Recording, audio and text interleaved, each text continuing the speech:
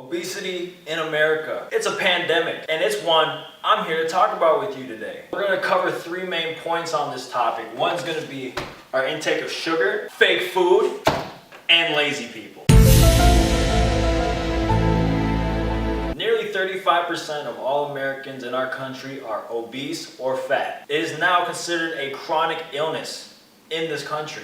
Another statistic to rustle your jimmies, black people and Hispanic people are at a greater risk for obesity. Blacks being at 50% greater risk and Hispanics being at 25% greater. Another one, heart disease is the leading cause of death in America to date. Diabetes, specifically type 2, is 7th on that list. And the final one before we get into this, 60% of the American diet comes from highly processed foods. You're eating plastic. So, let's talk about sugar. Sugar is added to 74% of the total products in the food industry. That's everything. What is sugar? Simply put, sugar is glucose and fructose combined. Sugar is also processed by the liver the same way alcohol is. I don't know about you guys, I wouldn't give a 5-year-old a bottle of vodka.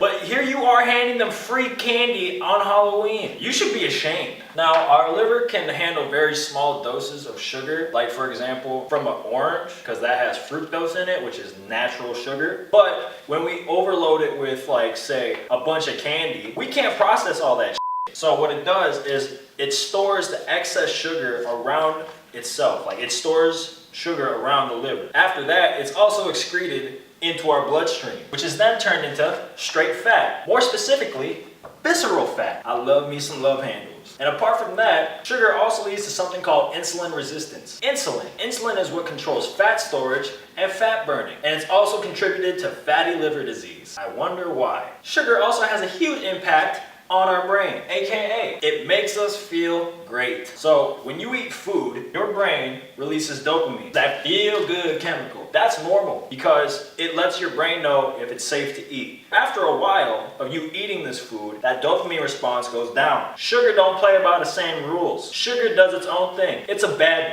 The dopamine response that you get from sugar never drops. Your brain starts treating it like a drug. There was a study conducted on a bunch of rats. You wanna know what they did to these poor things? They got them hooked to good old booger sugar. Cocaine. Then what they did is they gave them sugar.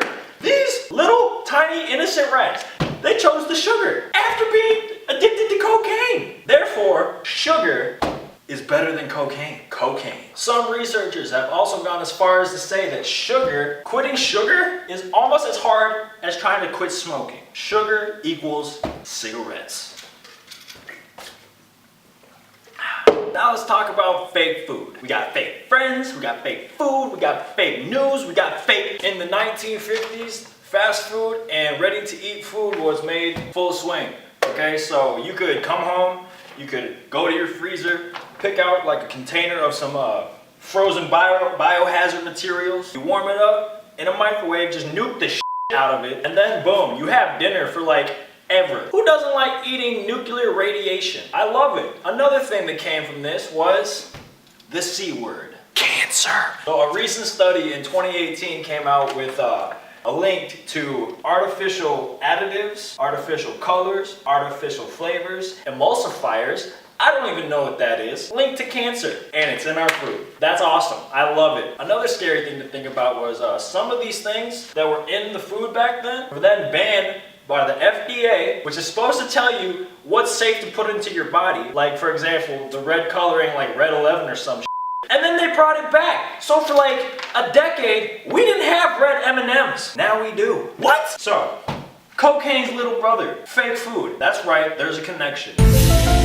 Remember how I told you that sugar was addictive? Well, all the additives and the frozen biohazard materials that are in this food is also addicting. Mainly sugar, wow, fat, wow, and other artificial stuff, like what? And finally, this has given rise to empty calories. What is a calorie? If you didn't know, a calorie is a unit of energy. It's not a unit of fat. A calorie is what energy is. It's a unit of energy. So have you ever heard the term a calorie is a calorie? If you believe that, we're gonna box, because that's not true. Artificial food is all empty calories. There's no nutrition, there's no vitamins, there's no minerals, no protein, there's nothing in there that's nutritionally good for you. It doesn't help you, it doesn't make you healthy. And plus, like, and the worst part about it is that, like, we love this kind of food. 1, we overeat. 2, we love it. And 3, there's no nutritional value to it. Like, let me put this into comparison, right? So that's like eating half of a Snickers bar with like 500 grams of broccoli. You can't even eat like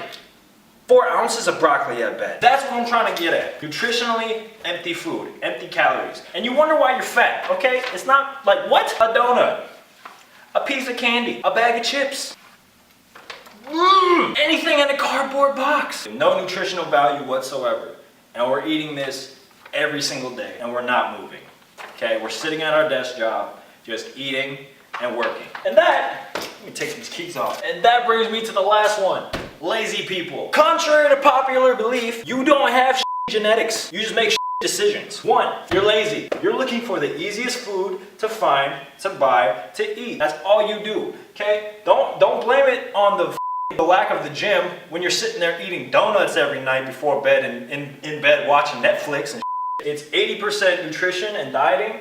Not even dieting, just like lifestyle changes. 20% the gym. You're lazy.